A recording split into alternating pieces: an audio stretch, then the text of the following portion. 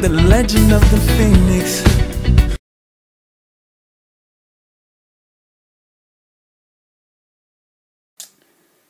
Hello les gens, bah voilà, on est parti dans les vidéos, alors on continue. C'est l'été, je suis en vacances, j'ai le temps. Je suis tout le temps en train de vaper. Et là sur mon ProTank V2, je me prends du dry heat là, un truc de malade mental. Je suis pourtant qu'à 10 watts. Hein, bah alors qu'est-ce que je prends comme dry heat? Donc bah ce que je vais faire, on va déjà commencer par le début. Je vais aller jeter un petit coup d'œil sur ma résistance. Je vais en profiter pour faire un petit dry burn. Bah, ça fait que comme ça. Ceux qui entendent parler de dry burn, faites des dry burn et qui l'ont jamais vu et qui savent pas faire. Donc c'est pour les débutants principalement. Bah, je vais vous faire voir comment on fait. Il n'y a rien de plus simple. Il suffit tout simplement déjà de démonter. On va prendre un petit bout de sopalin quand même. De poser. J'ai trouvé un petit système pour poser quand je défais ma résistance comme ça. J'ai un bout de tube de KTS. Vous savez, la petite rallonge supplémentaire. Bah, je la pose. Le ProTank il rentre pile poil dedans. Et puis bah, quand je le pose, ou que vous ne voyez pas, bah, en tout cas ça se pose. Si je le mets sur mon petit calepin, ouais, voilà, ça se pose, ça tient. Enfin bref, là n'est pas la question. La question elle est là-dessus. Donc, eh ben, pas la peine d'enlever la résistance sur le plateau, là où il y a la connexion. On titille. Tac, tac, tac, tac, tac, tac, tac. On titille, on a enlevé le zigouigoui. Alors voilà le zigouigoui, comment il est. Je sais pas si vous allez voir grand chose. C'est bête ça, ce qui fait nuit. Un petit coup de lumière. C'est noir, hein.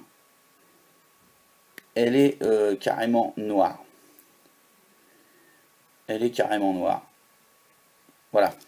Enfin bref. Donc ensuite, je la fais vraiment à l'arrache la vidéo. J'ai que dalle. Ensuite, je prends dans ma petite pince à épiler. Simplement, j'enlève, vous savez, les fameuses petites mèches. Les fameuses petites mèches qui sont sur la résistance avant de faire le dry burn, on les enlève, c'est mieux quand même. On voit pas grand chose, hein. Enfin bref, j'ai enlevé les deux petites mèches. Là on voit la résistance, on voit le coil. Voilà, c'est noir comme du boudin. Ensuite, eh ben, vous remontez. Moi je le mets là, je la mets sur un mode, mais j'aurais pu très bien aller tenir. Je vais vous la faire. Je vais la monter sur Unigo. Comme ça vous verrez, pour faire un dry burn, Unigo ça suffit largement. On n'a pas besoin d'envoyer des watts de malheur. Et puis ensuite, il suffit tout simplement d'appuyer sur le bouton. Alors vous voyez, ça fume. Quand ça fume, c'est que c'est pourri. C'est-à-dire qu'on a, on a encore du jus dessus. Et vous appuyez comme ça gentiment. Alors, vous allez voir. Hein, Et à un moment, d'ailleurs cette fumée elle pue le cramer. C'est normal. Donc on y va. Tant que ça fume, on y va. Par petites pulsions comme ça. 5-6 secondes, hein, pour pas tout cramer. De temps en temps on regarde à l'intérieur ce que ça donne. Et tant que la résistance ne rougit pas, et ben on y va. On appuie. Là je peux vous dire que la fumée qui sort, elle pue. Ça pue grave.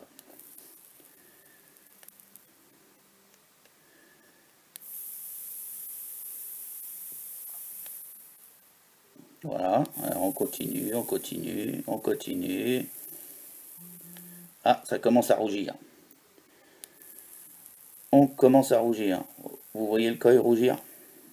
Voilà. Là, on va nettoyer la résistance.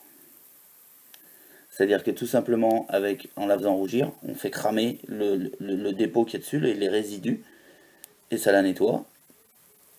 Et puis ça lui prolonge la vie, quoi, on va dire. Hein, on va dire qu'on va pouvoir vaper encore dessus quelques jours. Tout dépend de la façon dont vous vapez et ce que vous vapez aussi. Voilà. Là, ça me paraît plutôt pas mal. Ça me paraît plutôt pas mal. On a encore un peu de fumée. Donc moi, je vais jusqu'au bout, jusqu'à temps que j'ai plus de fumée.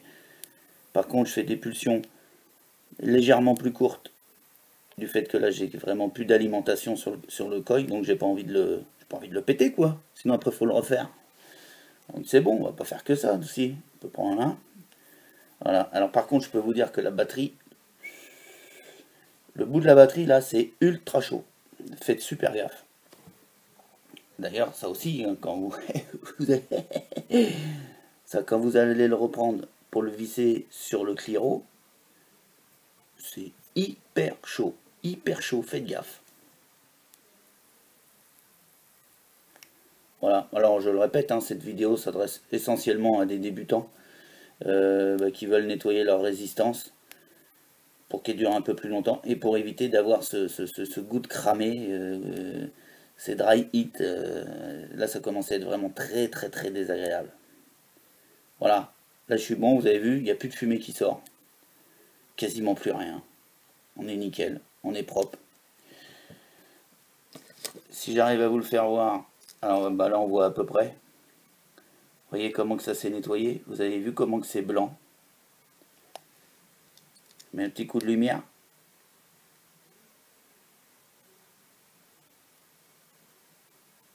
Voilà. On a quelque chose de ultra propre. Et là je peux vous dire qu'il n'y a pas, j'aurais plus le goût de cramer.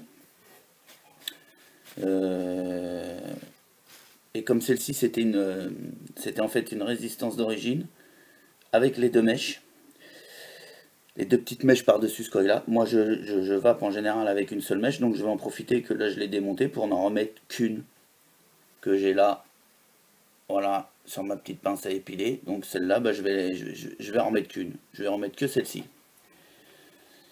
Donc on procède de la façon suivante, hein, c'est tout bête, hein.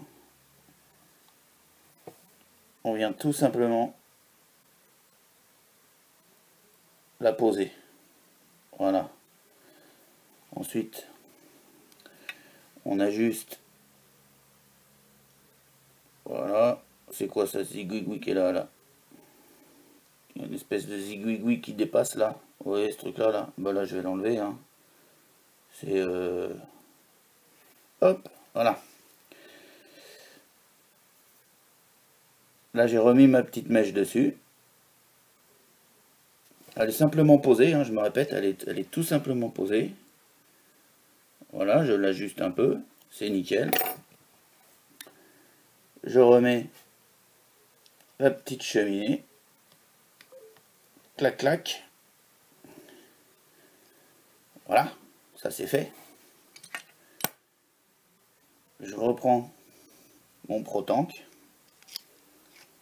Alors attention, hein. Vous avez vu dans quel sens je l'ai pris, hein, parce que, mais par réflexe, vous pourriez faire, bon bah là je vais remonter mon Pro-Tank. S'il y a du jus dedans, bah c'est mort. Donc, c'est logique, hein, mais des fois. Donc, je remets le Pro-Tank. Voilà. Laisser imprégner un petit peu les mèches. Et puis bah tiens, je suis monté sur une Igo. Bon, c'est pas joli, j'ai pas mis la bague. Ben, on regarde.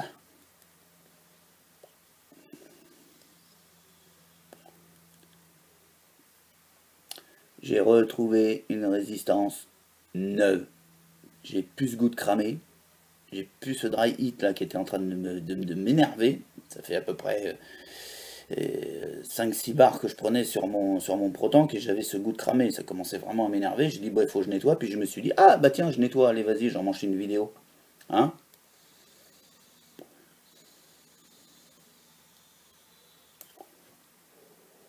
Nickel. Bah écoutez les gens, voilà.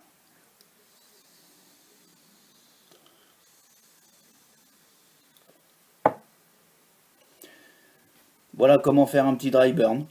Pour ceux qui en entendent toujours parler et qui n'avaient pas vu faire encore. Mais bon, je pense qu'il y a plein de vidéos qui existent là-dessus. Hein, mais voilà, moi j'en ai fait une petite aussi. Allez, j'ai mis ma pierre à l'édifice, comme on dit.